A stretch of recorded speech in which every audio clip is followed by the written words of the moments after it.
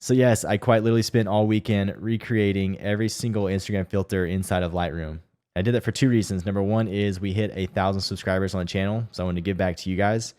If you check the description of this video, there's a download link that has all the presets and all the profiles built in. And number two is I wanted to learn more about enhancement profiles, and this is kind of the perfect project to do it on.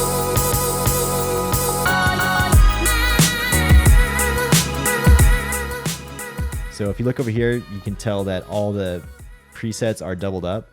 I mean, they look the exact same, and the difference is the one without the plus next to it is the actual preset. So that's where it has all my changes. I usually use the tone curve and the HSL sliders for all these. That's where all the major adjustments are. And once I made all the adjustments, I then turned it into an enhancement profile in Photoshop and then brought it back into Lightroom. So your enhancement profiles are found in here. So if you click this little grid icon, I made a folder called Instagram. This is where all the profiles are at. And then once I had all the profiles built in, then I turned those into presets again, just to make it easier. So you never have to go over here to add it. Let me reset this real quick. So if you add the one with the plus next to it, it's not changing any of your sliders, anything in the tone curves, nothing changes. The only thing that's added is this little box right here with the profile that's changing.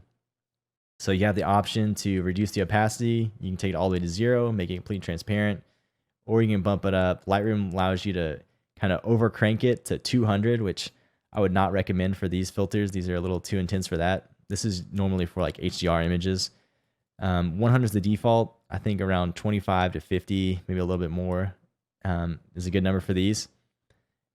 And the way I did it, the way I created all these, is I took this photo, and I used this photo because I wanted something with a lot of skin tone color in it.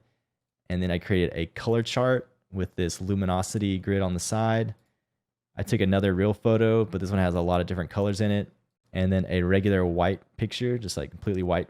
I took all those photos and I threw them onto my phone and put them in Instagram. And then I added the filter, screenshotted it, went to the next photo, screenshotted it. I did that for all the photos and then for every single filter, which there are 23 in total. And then I brought them back into Lightroom and I put them side by side. So let me do that real quick. So this is their version of Clarendon, and then I would start tweaking mine, and this is what I came up with. So you see, like, they're pretty close. I would say they're probably like 95% accurate. If there's any discrepancies between like this one and, you know, I'd apply it to this photo, I'd always just go with the settings that made the skin tones look best, because at the end of the day, that's all I really care about. But yeah, I would say these are pretty accurate. They're actually, there's some really good filters in here. Like, I really dig. There's like 6 or 7 that I think I'm going to use quite a bit. Let me show you how to install these real quick in case you've never done it. I would recommend installing the profiles first, because half of these presets rely on that profile being installed. So click on this grid icon again, go to your profile browser tab and click on this plus sign with a little down arrow and click on import profiles. Now there's going to be a zip folder when you download the link. It's going to have a folder called Instagram, so double click on that, go to profiles, click on the top one, shift click on the bottom one, and then hit import. And you might have to restart Lightroom. Usually when you make a profile, it doesn't show up in Lightroom unless you restart. And I'm assuming that's the case if you install it. But they should all be in a little cluster or a group called Instagram. After you have those installed, go over to your presets, click on this plus sign, import presets.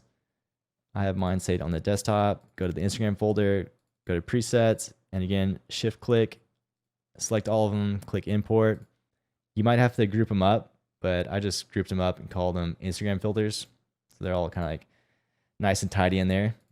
And that's it.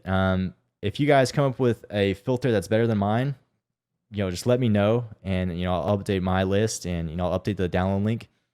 And again, I just want to say thank you guys for the 1,000 subscribers. That really means a lot. My next goal is to hit 2,000, and I have something planned for that too. So again, thank you guys, and I'll see you on the next one. Bye.